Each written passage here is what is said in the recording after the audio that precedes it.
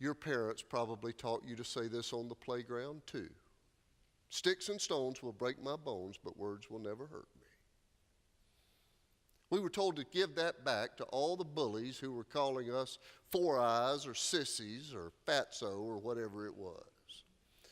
And with tears in our eyes, we just clenched up and yelled back, "Oh yeah, well, sticks and stones." But we know now, and truth be told, we knew then, that it's a lie. Most of us have been deeply hurt by words. Some in this room, no doubt, have experienced unspeakable physical violence. But all of us have experienced the violence of language. Words do not break bones, they break our souls. And that kind of healing takes longer than a cast on a broken ankle. I'm grateful that my children understood that I have a weird sense of humor, because each morning when I took them to school and dropped them off, as they're grabbing backpacks, I would yell out to them, "Remember, you're rotten punk children and you'll never amount to anything." I know, it's a twisted blessing, I know. But they knew my pride in them. They knew I was saying exactly the opposite of what I believed. But sadly, there are people in this room who heard lines like that with no humor at all. Some people were told over and over and over in their childhood that they're worthless, and words have power.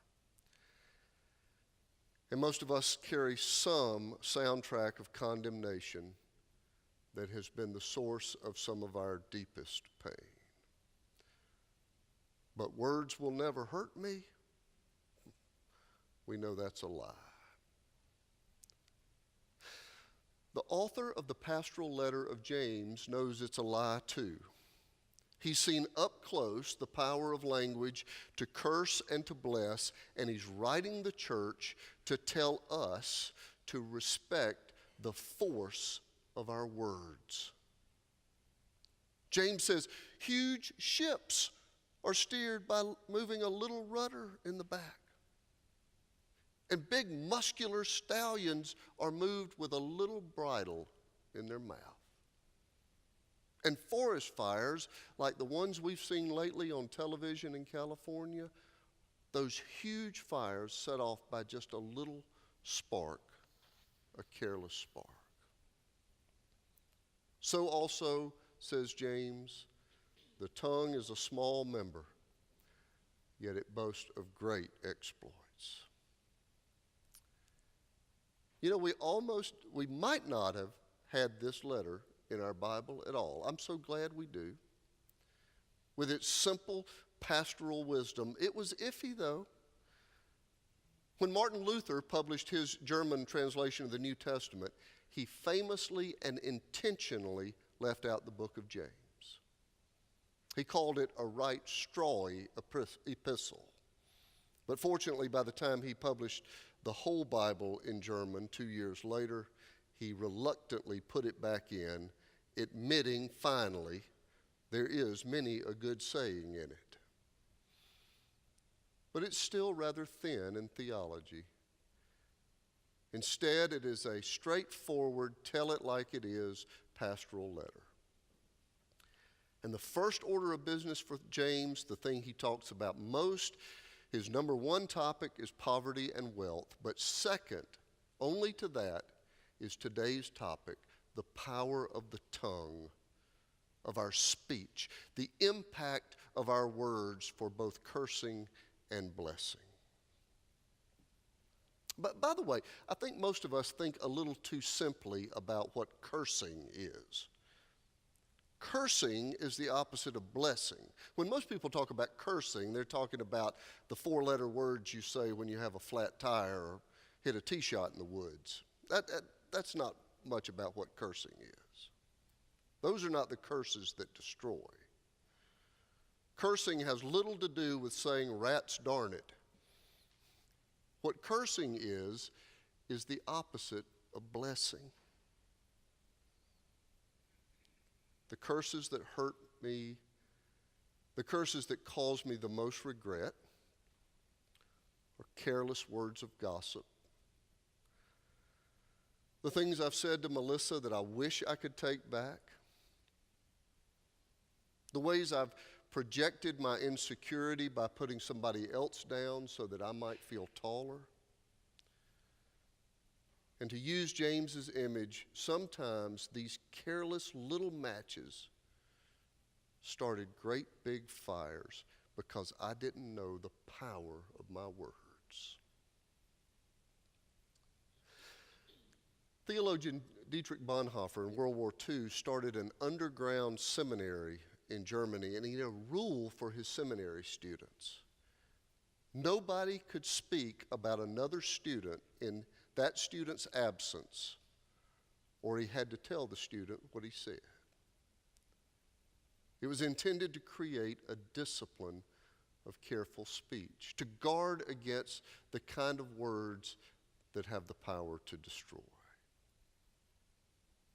Words have the power to build up or to tear down, and James is urging the Christian community, because we're called to care about how we speak. We are stewards of our language, and you can't have matches unless you can respect the power of fire.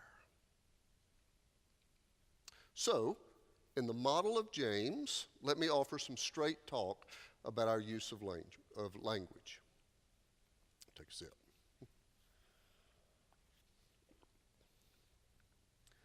In my judgment, our national conversation has reached an all-time low with regard to the power of words. Words are like matchsticks. Carelessness leads to tragedy. And the Christian community must model a different respect for language. We are stewards of our words, responsible for how language adds to the blessing or cursing of others. Now, this should be self-evident, but for the Christ follower, mean is never okay. No matter how prevalent the language that tears other people down, we must never accept that that is right. James says that the tongue is full of deadly poison, and those of us who claim to follow Jesus can't contribute to the poisonous dialogue that our culture is now normalizing. We are stewards of our words. No matter how mean the national conversation, Christ followers must not participate in tearing other people down. Sure, we offer differing opinions, we disagree, we offer strong counter-arguments. But there's no occasion when it's okay to be mean. Just because name-calling and ascribing motives to others has become common, it doesn't make it acceptable.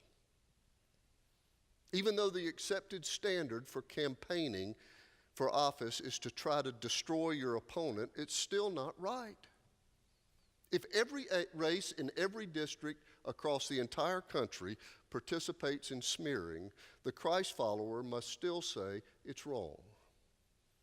We know that words have authority. Even though every news cycle includes a politician's tweet that's full of name-calling and smearing, it is simply not okay. Mean is never okay.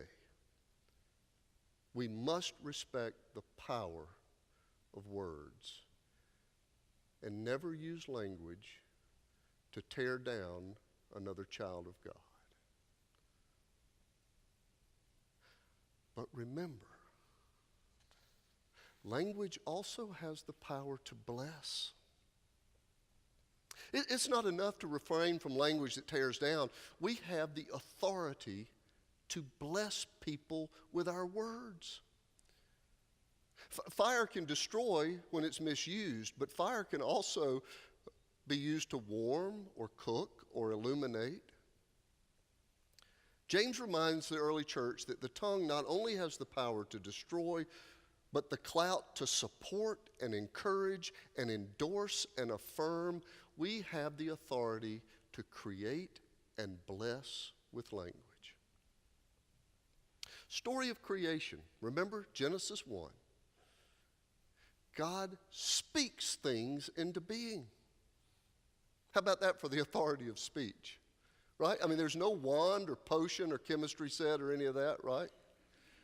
God speaks.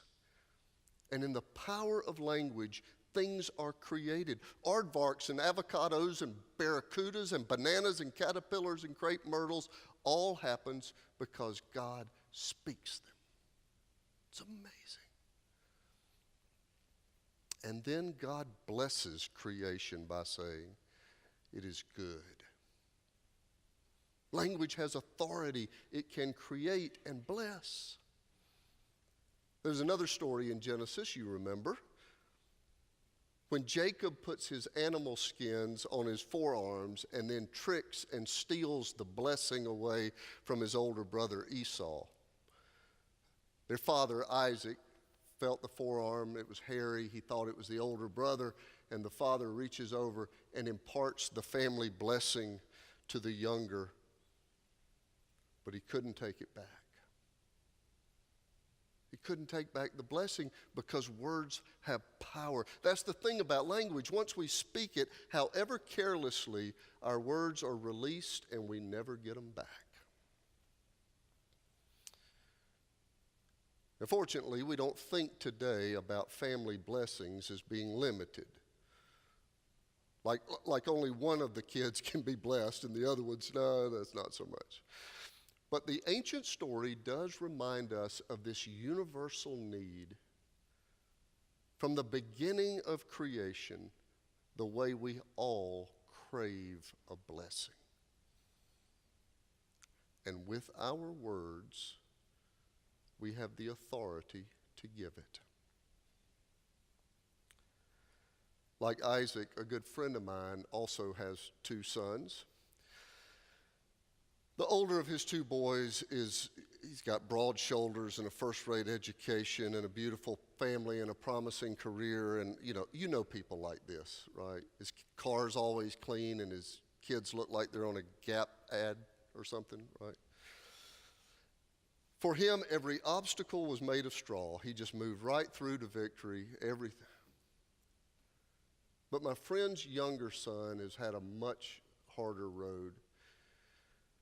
All of his obstacles were made of stone and not straw. His successes were not as apparent as his brothers. Things were not as celebrated by the culture that he overcame. Well, obviously it's been hard for my friend, their dad. And like many of you, he prays every day for his family.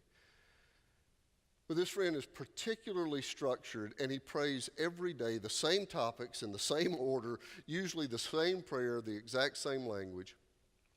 And his liturgy every day includes this line. And may he know and believe that he also carries the family blessing. Any father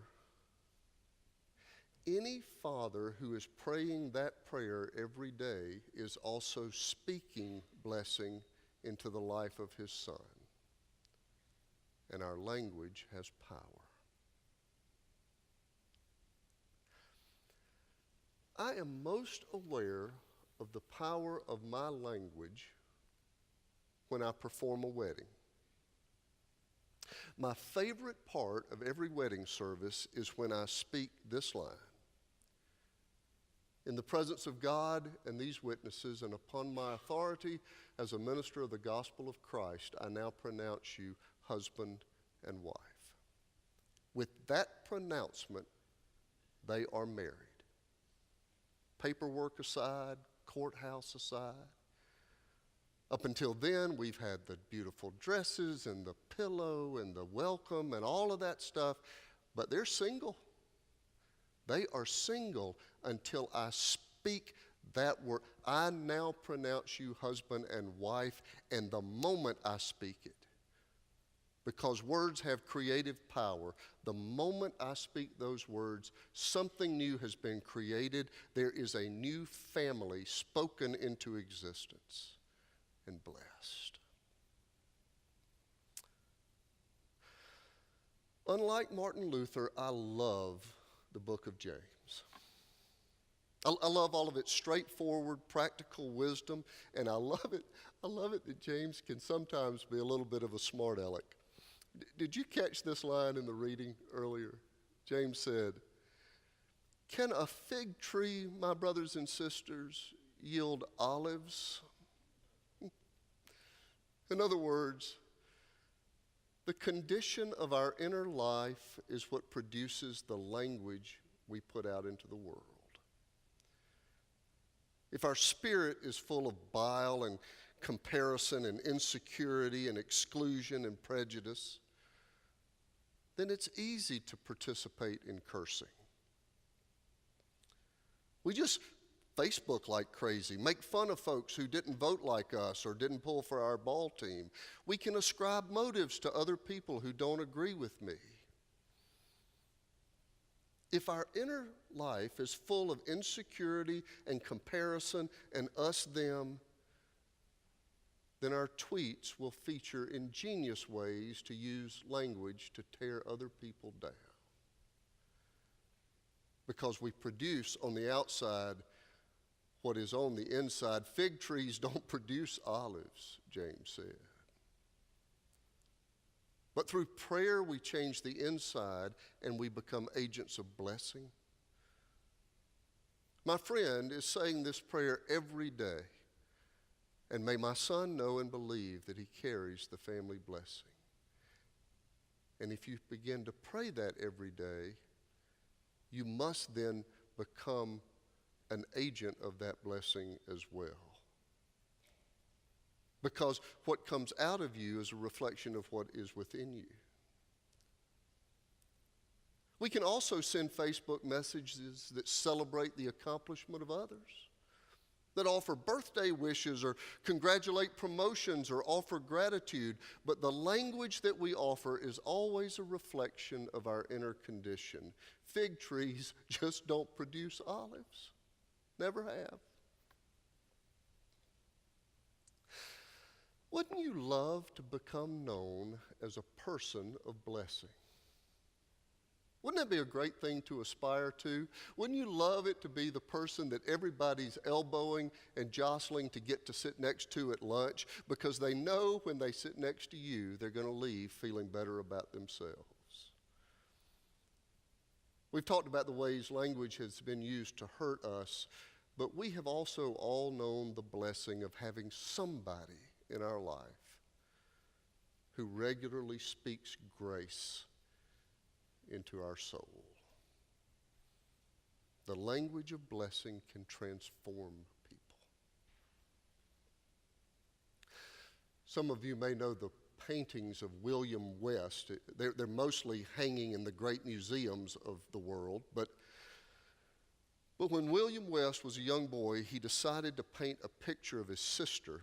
And he got out his bottle of ink, and he ended up making a huge mess. But when his mother got home, she said, "What a beautiful picture." And she kissed him. And later in life, he said, "That kiss made me a painter." Don't you want to use your power to bless the world? How will you respond? Let's stand and sing.